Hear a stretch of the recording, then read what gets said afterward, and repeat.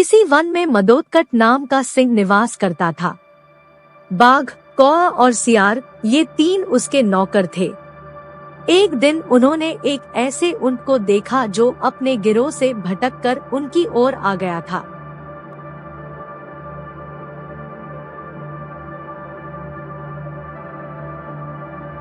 उसको देखकर सिंह कहने लगा, अरे वाह, यह तो विचित्र जीव है।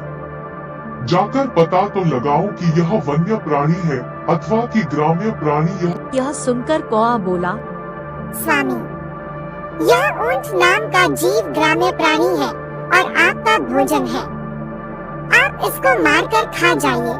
सिंह बोला, मैं अपने यहाँ आने वाले अतिथि को नहीं मारता।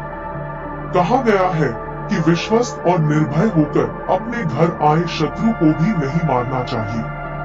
आता उसको अभयदान देकर यहाँ मेरे पास ले आओ, जिससे मैं उसके यहाँ आने का कारण पूछ सकूं। सिंह की आज्ञा पाकर उसके अनुचर ऊंट के पास गए और उसको आदर पूर्वक सिंह के पास ले लाए।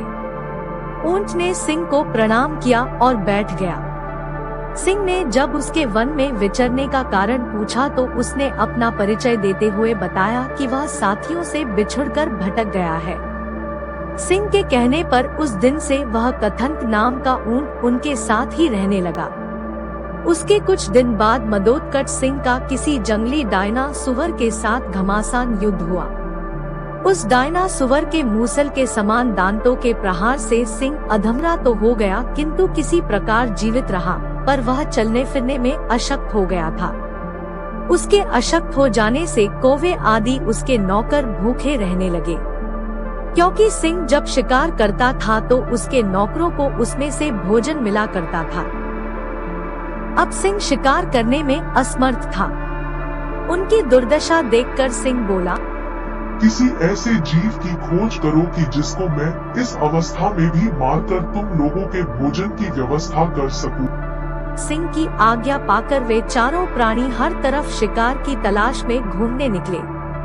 जब कहीं कुछ नहीं मिला तो कौए और सियार ने परस्पर मिलकर सलाह की। श्रीगाल बोला, मित्र कौवे, इधर उधर भटकने से क्या लाभ? क्यों न इस कथन को मारकर उसका ही भोजन किया जाए।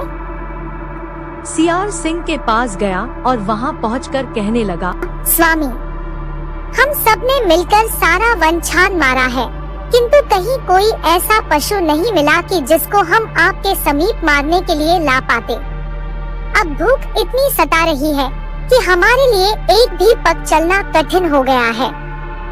आप बीमार हैं। यदि आपकी आज्ञा हो तो आज कथन के मांस से ही आपके खाने का प्रबंध किया जाए। सिंह ने यह कहते हुए मना कर दिया कि उसने ऊंट को अपने यहाँ पनाह दी है, इसलिए वह उसे मार नहीं सकता। पर सियार ने सिंह को किसी तरह मना ही लिया। राजा की आज्ञा पाते ही श्रीगाल ने तत्काल अपने साथियों को बुलाया लाया। उसके साथ ऊंट भी आया। उन्हें देखकर सिंह ने पूछा, तुम लोगों को कुछ मिला? कौवा, सियार, बाघ सहित दूसरे जानवरों ने बता दिया कि उन्हें कुछ नहीं मिला, पर अपने राजा की भूख मिटाने के लिए सभी बारी बारी से सिंह के आगे आए और विनती की कि वह उन्हें मारकर खा ले। पर सियार हर किसी में कुछ न कुछ खामी बता देता ताकि सिंह उन्हें न मार सके। अंत में ऊंट की बारी आई। बेचारे सीधे साधे कथन ऊंट ने जब यह देखा कि सभी सेवक अपनी जान देने की विनती कर रहे हैं तो वह भी पीछे नहीं रहा। उसने सिंह को प्रणाम करके कहा, स्वामी, ये सभी आपके लिए अभक्ष है। किसी का आकार छोटा है, किसी के तेज नाखून है, किसी की देह पर घने बाल है। आज तो आप मेरे ही शरीर से अपनी जीविका चलाइए, जिससे कि मुझे दोनों लोकों की प्राप्ति हो सके। कथन का इतना कहना था कि व्याघ्र और सियार उस पर झपट पड़े और देखते ही देखते उसके पेट को चीर कर रख दिया। बस फिर क्या था, भूख से पीड़ित सिंह और व्याघ्र आदि ने तुरंत ही उसको चट कर डाला। सीख, धूर्तों के साथ जब भी रहें पूरी तरह से चौकन्ना रहें। और उनकी मीठी बातों में बिल्कुल न आए और विवेकहीन तथा मूर्ख स्वामी से भी दूर रहने में ही भलाई है।